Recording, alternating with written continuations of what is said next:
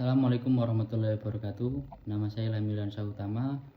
Saya dari mahasiswa dari Fakultas Vokasi Universitas Negeri Malang.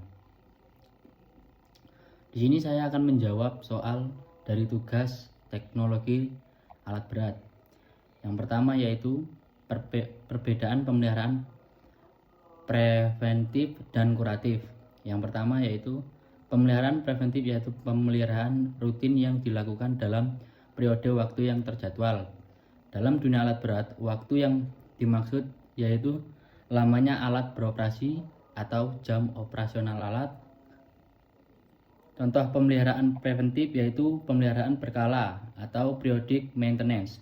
Di dalam pemeliharaan berkala ada yang namanya inspeksi berkala yang dilakukan dalam interval 10 jam operasi atau pemeliharaan harian atau daily inspection, dan interval 50 jam operasi atau pemeliharaan mingguan, serta ada yang namanya servis berkala yaitu pemeliharaan yang dilakukan dalam 250 jam pertama atau initial service, periodic service 250 jam, periodic service 500 jam, periodic service 1000 jam, dan periodic service 2000 jam, dan 100 dan seterusnya. Overhaul terjadwal atau schedule overhaul.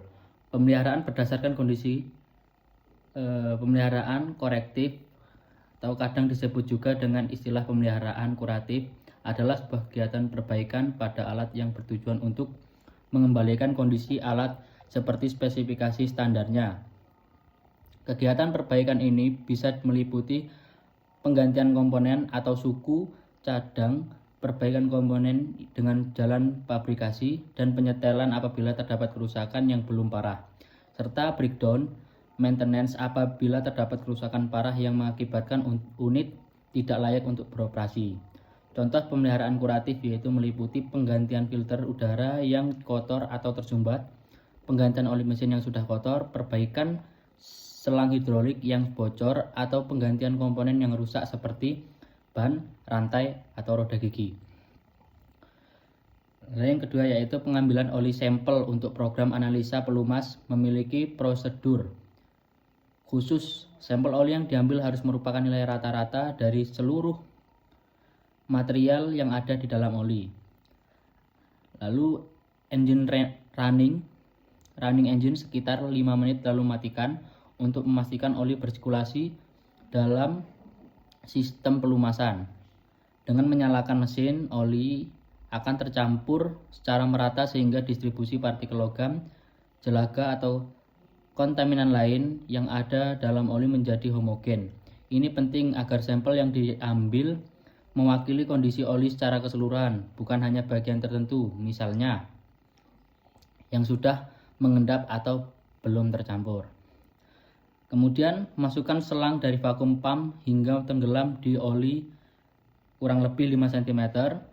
Pengambilan sampel dari bagian tengah oli bertujuan untuk menghindari kontaminasi dari endapan di dasar tangki seperti logam atau kotoran berat, dan juga menghindari mengambil bagian atas yang mungkin mengandung uap atau gelembung. Bagian tengah lebih mempresentasikan kondisi oli yang sedang bekerja di sistem.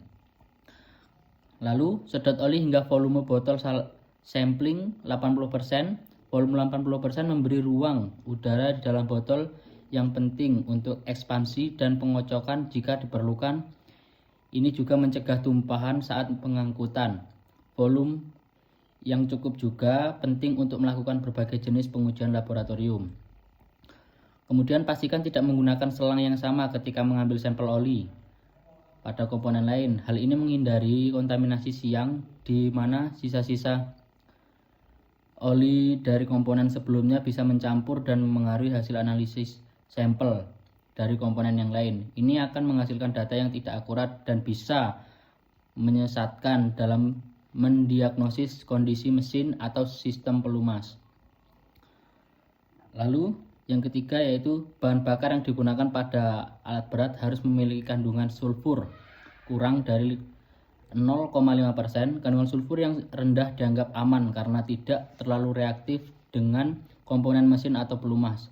Oleh karena itu, oli tidak cepat terkontaminasi dan degradasi oli terjadi secara wajar sesuai siklus kerjanya.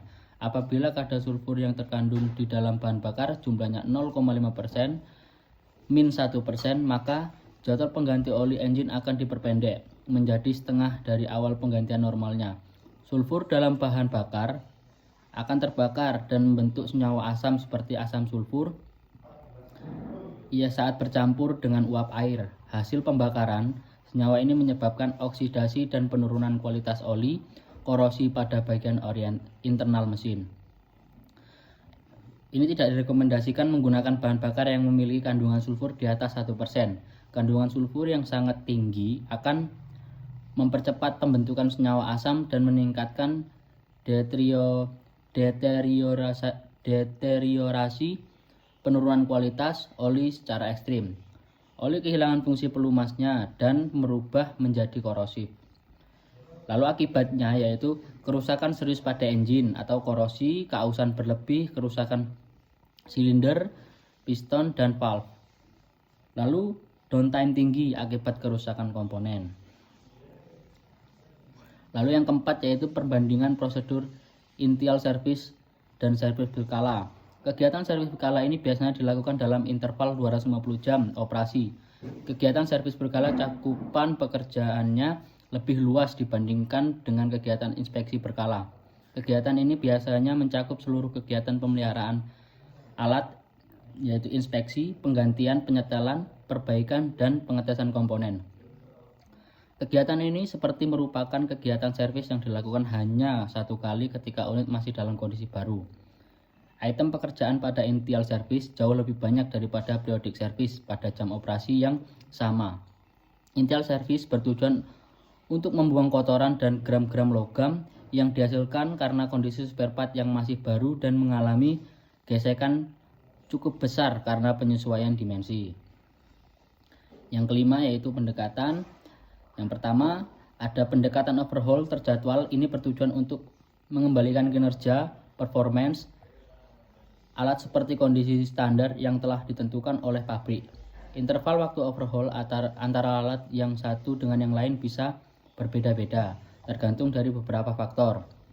Di antaranya adalah medan kerja yang dilalui, cara pengoperasian alat, alat perawatan yang dilakukan, dan lain sebagainya. Berikut ini adalah beberapa jenis overhaul terjadwal. Yang pertama yaitu engine top overhaul, engine overhaul, transmission overhaul, final drive overhaul, dan steering clutch overhaul. Yang kedua yaitu pendekatan condition based maintenance. Pemeliharaan ini dilakukan berdasarkan kondisi aktual alat berat yang didapatkan dari program pemeriksaan sebelumnya.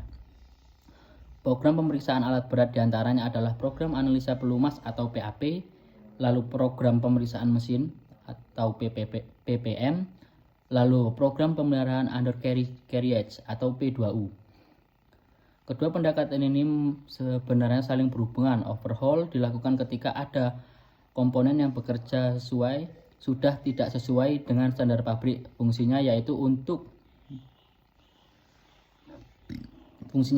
mengembalikan kinerja komponen sesuai standar pabrik, dan pekerjaan ini dilakukan berdasarkan kondisi alat.